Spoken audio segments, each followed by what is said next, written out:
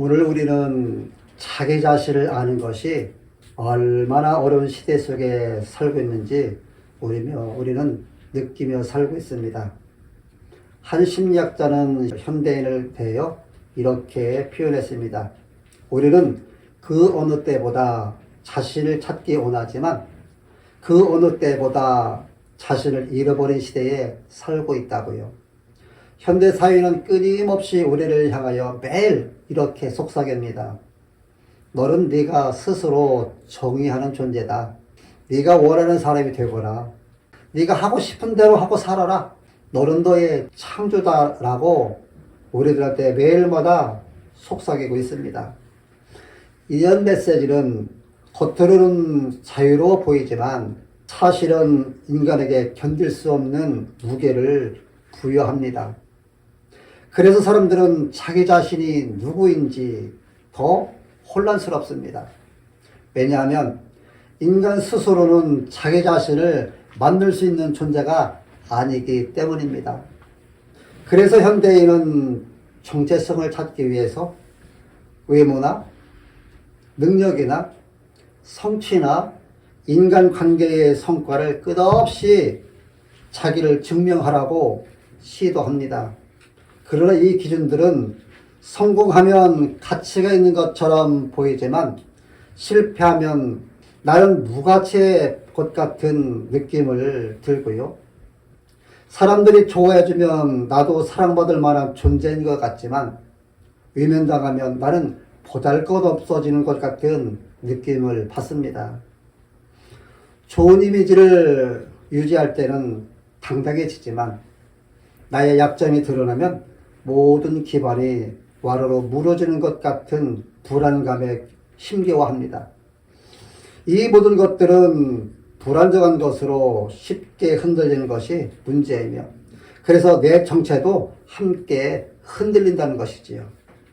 결국 인간은 자기를 만들려고 하지만 자기를 만들 능력이 없다는 것이 딜레마 앞에서 서게 됩니다. 이것이 바로 현대인이 겪는 깊은 영적 위기이며 본문이 말하는 인간의 문제인 것입니다. 그러면 우리는 나 자신에게 이런 질문을 해봐야 합니다. 정말 나는 내가 스스로 만들어야 하는 존재인가? 아니면 나를 설계하고 빚으신 분이 계신가? 이 시대의 중요한 질문은 나는 누구에게서 나의 진짜 정체성을 발견할 것인가 라는 것입니다.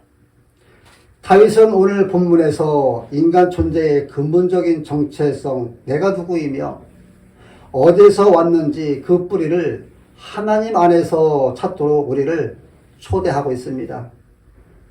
이 질문이 본문으로 우리를 이끌고 있습니다. 시편 139편 13절로 16절 말씀은 하나님이 우리를 어떻게 지으셨는가를 엄청나게 섬세하게 보여줍니다. 그러면서 너는 스스로 만든 존재가 아니라 하나님의 빚으신 작품이다라고 분명하게 말씀합니다. 본문은 인간 존재에 대한 가장 깊고 정밀한 신학을 담고 있는 말씀입니다.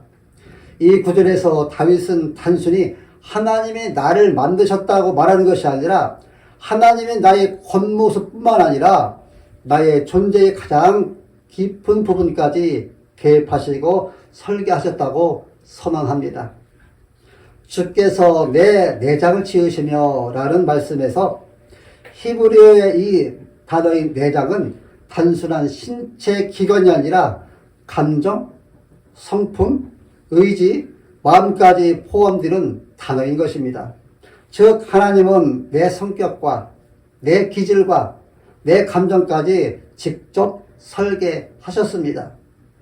여러분의 그 조용한 기질도, 여러분의 그 활발한 기질도, 여러분의 그 섬세함도, 여러분의 빠른 감정도 다 하나님의 손에서 나온 것입니다. 즉 모든 인간의 존재의 면모는 우연이 아니라 하나님의 의도대로 설계되었고 만들어졌다는 것입니다. 모태라는 신체기관은 고대 세계에서 인간이 전혀 통제할 수 없는 영역으로 상징이 되었습니다. 여기서 다윗이 나의 모태에서 나를 만드셨다라는 이 표현은 하나님이 내가 태어나기도 전부터 나를 알고 계셨다는 말씀입니다. 이 고백은 우리가 얼마나 가치 있는 존재인지 말해주는 것입니다. 가치는 스스로 만들어내는 것이 아니라 누가 만들었느냐에 따라 달라진다는 것입니다. 인간 존재는 창조주 하나님의 손에서 나온 섬세한 작품입니다. 세상 어떤 예술가도 모태에서 새 생명의 세포 하나 만들 수 없습니다. 하나님만이 인간 존재의 모든 부분을 연결한 예술가이자 장인이신 것입니다. 이처럼 우리 인간은 우연히 만들어진 존재가 아니라 우리는 하나님의 손에 의해서 만들어진 작품이라는 것입니다. 여기서 하나님의 성품이 드러나는데요. 그것은 하나님은 섬세하시고 의도하시는 분이시며 하나님은 어떤 생명도 실수로 만들지 않으신다는 것입니다. 그러므로 여러분은 하나님의 실수작이 아니라 하나님의 기적인 것입니다. 예술가가 조각을 다루듯이 하나님은 우리 한 사람 한 사람을 정성으로 빚으셨고 공장에서 찍어내듯 만든 대량 생산물이 아니라 한정판 단 하나밖에 없는 작품이라는 것입니다. 그래서 우리의 인생이 귀한 것이지요. 내 형질이 이루어지기 전에 주의 눈이 보셨으며 나를 위하여 정한 날이 하루도 되기 전에 주의 책에 다 기록되었나이다라는 이 말씀은 DNA가 생기기도 전에 성격이 만들어지기도 전에 인생이 시작되기도 전에 하나님은 이미 우리의 모든 날을 보고 계셨다는 것입니다. 성도 여러분은 우리는 계획된 존재입니다. 우리는 사랑받는 존재입니다. 우리는 목적을 가진 존재라는 것을 아시기 바랍니다. 다윗은 하나님이 나를 지으셨다고 분명하게 말하고 있습니다. 그런데 우리는 이 사실을 머리로는 알지만 삶의 깊은 곳에서는 거의 믿지 못합니다. 여러분, 말씀을 아는 것과 그것을 자신에게 적용하는 것 사이의 간격이 현대인의 가장 깊은 영적 딜레마입니다. 죄의 본질은 하나님이 아닌 내가 인생의 주인이 되려는 태도입니다. 죄는 하나님의 중심이 할 삶의 자리에서 내가 앉는 것입니다. 그래서 우리는 하나님이 나의 설계자시요 나의 창조자시요 나의 정체성을 규정하시는 분의 사실을 본능적으로 거부합니다. 우리는 하나님께 내 인생의 주인 되심을 넘기고 싶어 하지 않습니다. 그로 인해서 하나님의 말씀을 믿지 못하고 끊임없이 스스로 존재를 만들어내려는 압박 속에 허덕이다 지쳐갑니다.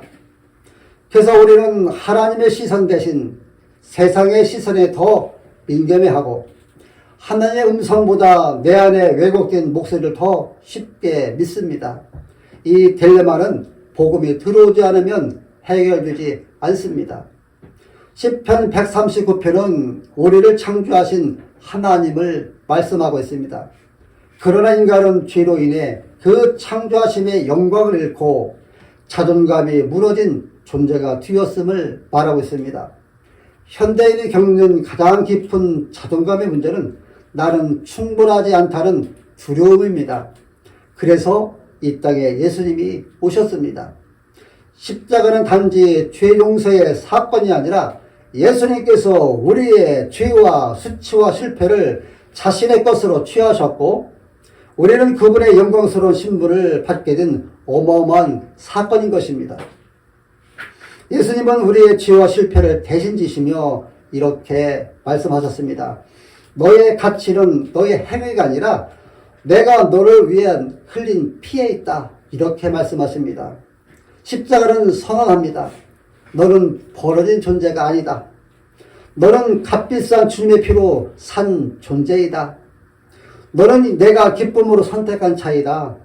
여러분, 십자가는 우리의 가치가 완성된 자리입니다. 그래서 비교는 십자가 앞에서 무의미합니다. 그래서 열등감은 십자가 앞에서 사라집니다. 그래서 자책감은 십자가 앞에서 해소됩니다. 왜냐하면 예수님이 우리 안에 새 창조를 시작하셨기 때문입니다. 우리는 이제 이렇게 말할 수 있습니다. 나는 실패해도 여전히 사랑받는 존재다. 나는 연약하지만 버려지지 않았다. 나는 하나님의 작품이며 하나님의 피로 새롭게 지어진 고귀한 존재다. 예수님 안에서는 우리는 하나님의 자녀요. 우리는 하나님의 기뻐하는 존재요. 하나님의 형상이요. 하나님이 택하시고 사랑하신 존재요. 예수의 핏값으로 산 존재요. 하나님의 영원한 유업을 함께 받을 상속자라는 신분을 선물로 받습니다. 이 신분은 성공에도 줄어들지 않고 우리가 실패해도 사라지지 않습니다. 왜냐하면 인간의 기준이 아니라 하나님의 은혜 위에 서 있기 때문입니다.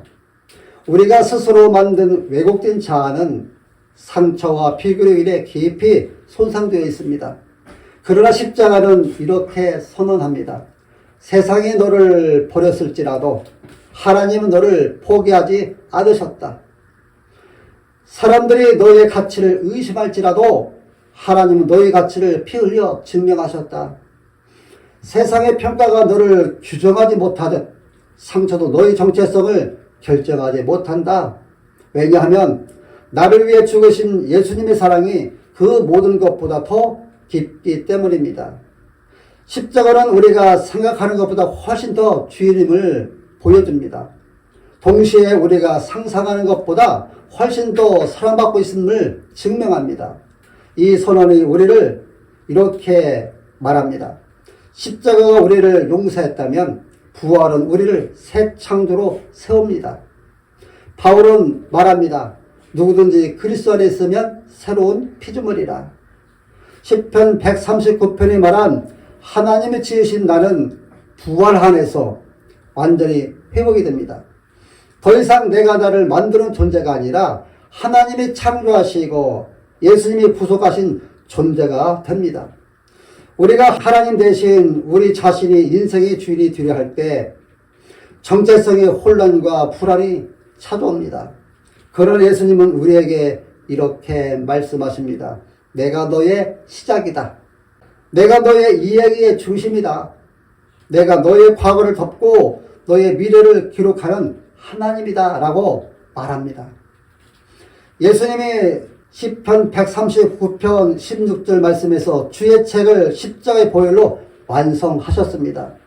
그분이 이제 우리 인생의 참된 주인이 되시기 때문입니다. 이제 우리는 시편 139편 13절로 16절의 그 진리를 그리고 그 진리를 완성하신 예수 그리스도의 복음을 알고 있습니다. 그렇다면 이제 우리는 어떻게 살아야 할까요? 첫 번째는 나를 향한 하나님의 눈을 내 삶의 기준으로 삼아야 합니다. 두 번째는 주신 몸과 인생을 창조주의 의도에 따라 살아야 합니다. 세 번째는 타인을 하나님의 작품으로 바라보고 존중해야 합니다. 네 번째는 미래에 대한 불안 대신 하나님이 이미 기록하셨다는 진리로 하나님이 하셨다는 진리로 살아가야 합니다. 다섯 번째는 복음 안에서 온전히 나답게 그리고 하나님의 목적에 합당하게 살아가야 합니다. 십자가는 이렇게 말합니다. 너는 하나님의 작품이다. 너는 내가 지은 존재다. 너의 가치는 나의 피로 결정되었다. 이 복음을 믿는다면 우리는 매일 이렇게 고백해야 합니다. 나는 내가 만든 존재가 아니라 하나님이 만드신 존재이다. 이 고백을 우리가 반복할 때 비교는 약해지고 열등감은 사라지고 두려움은 작아지고 하나님을 향한 감사는 커지게 됩니다. 다윗이 나는 두렵고 기이하게 짐을 받았다는 이 고백은 단순히 자기 위로가 아니라 사명 선언문으로 하나님의 주신 몸을 소중히 다뤄야 하고요. 하나님의 주신 재능을 헛되이 쓰지 않아야 하고요. 하나님의 주신 시간과 기회를 그분의 목적에 맞게 사용해야 하고요. 자기 삶을 스스로 설계하는 인생이 아니라 창조주가 설계하신 목적을 발견하며 사는 삶으로 전환해야 합니다. 사랑하는 성도 여러분들이요, 시편 139편의 진리가 나에게만 적용된다면 그것은 반쪽짜리입니다. 이 말은 곧 이렇게 적용이 되어야 합니다. 그도 하나님이 만드신 작품이다. 그녀도 하나님의 손으로 빚어진 존재다 라고 생각하면서 쉽게 판단하던 사람들을 다시 바라봐야 하고요. 멸시하던 사람들을 새롭게 대해야 하고요. 상처 준 관계를 할지라도 그 상대를 하나님께서 빚어진 존재로 인정하며 은혜와 존중으로 대할 수 있어야 합니다. 복음은 관계의 품격을 변화시키기 때문에 하나님의 창조하신 존재에게 함부로 말할 수 없습니다. 16절에서 시편 기자가 이렇게 고백합니다. 주의 책에 다 기록되었나이다. 이 말은 무기력함이 아니라 가장 강력한 안정감을 줍니다. 내 삶은 우연이 아니구나. 내 미래는 하나님 아버지 손에 있구나. 내가 알지 못해도 우리 하나님은 다 알고 계시는구나. 예수님 안에서 우리는 미래가 이미 하나님 안에서 안전하게 완성된 사람으로 살아가야 합니다. 하나님의 계획이 나보다 크고 하나님의 시선이 나보다 멀리 보고 하나님의 손은 나보다 강하게 나를 붙들고 계십니다. 우리는 염려보다 신리를 해야 되고요. 통제보다 그분께 맡겨야 하고요. 불안보다 평안을 선택하는 삶으로 나아가야 하는 것입니다. 시편 139편의 진리는 이렇게 말합니다. 너는 하나님의 설계한 유일한 작품이니 세상에 요구하는 모습이 아니라 하나님의 설계하신 목적에 맞는 삶을 살아라. 하나님이 주신 개성과 성격은 세상의 기준 안에서는 왜곡되면 약점이 되지만 하나님의 목적 안에서는 사명과 은사가 됩니다. 복음은 나를 하나님의 의도대로 회복시키고 하나님의 작품답게 살도록 인도합니다. 예수님 안에서 우리는 더 이상 스스로를 증명할 필요가 없습니다. 왜 그럴까요? 우리는 이미 하나님의 손에서 빚어졌고 하나님의 사랑으로 구속되었고 하나님의 계획 안에서 살아가고 있기 때문입니다. 사랑하는 성도 여러분들이요, 하나님은 우리를 지으신 분일 뿐 아니라 깨진 우리를 복음으로 다시 창조하신 창조주이십니다. 우리는 그분의 손 안에서 가장 아름다운 작품이 되어가고 있습니다. 나를 만드신 분이 하나님이심을 우리가 감사하며 그리스도인이라는 자존감을 가지시고 세상의 빛과 소금으로 우리가 당당하게 맛을 내면서 그 자존감을 가지고 날마다 살아가시기를 예수님의 이름으로 축원합니다.